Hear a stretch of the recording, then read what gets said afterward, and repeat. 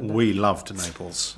We loved it. We had a spectacular time in Naples. Nothing would make us happier than to go back and make another film in Italy. Fanpage a Londra e siamo qui per intervistare il cast del film King Arthur, il potere della spada. Non abbiamo intervistato Excalibur ovviamente, ma il protagonista del film è Charlie Hunnam, anche Jude Law e il regista Guy Ritchie. Sentite che cosa ci hanno raccontato. Che uomo saresti diventato se avessi ereditato il regno di tuo padre, invece di crescere in un bordello? Va bene, lo uccido.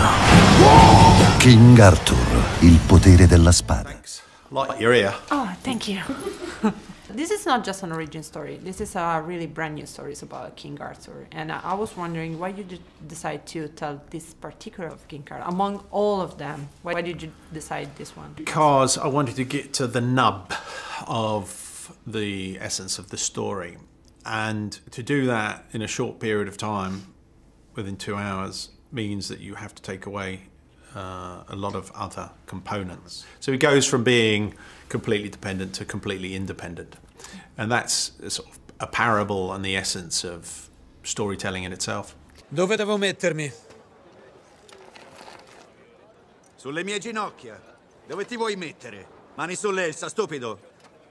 In the movie we find a really unrecognizable David Beckham with the scars on his face, rooted teeth. So I was wondering if that was a kind of revenge, since you support Chelsea and is, you know, the flag of Manchester United. If it was something that you do on purpose. Maybe it was an unconscious act, but no, I think the thing about David is you don't want to be bounced out the movie by his good looks.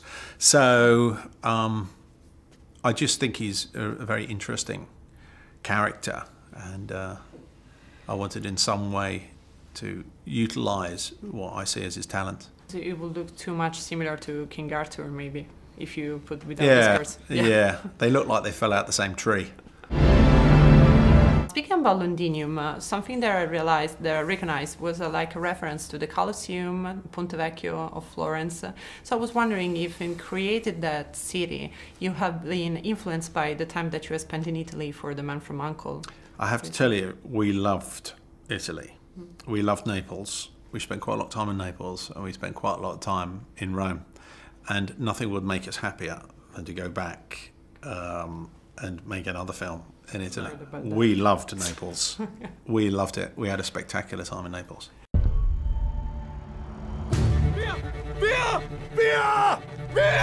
I love the way you portray it in your movies, iconic figures, like in a really different way. You have done this with King Arthur, you have done that with Sherlock Holmes. Would you do the same with Aladdin in your upcoming movie? I don't know, it's too early for me to be able to tell, really. We've only just sort of embarked upon that journey.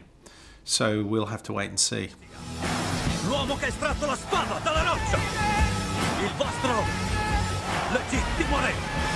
This is the first time that you actually do a fantasy, a movie in the fantasy genre, and some kind of connection, like with The Lord of the Rings or with TV shows such as Game of Thrones and Merlin.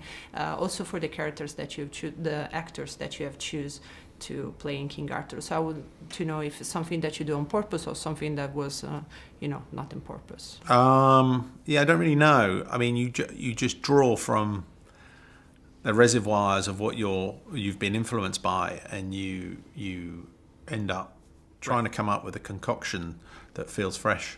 Thank you so much. So we will meet you in Naples. Yeah, we like Naples.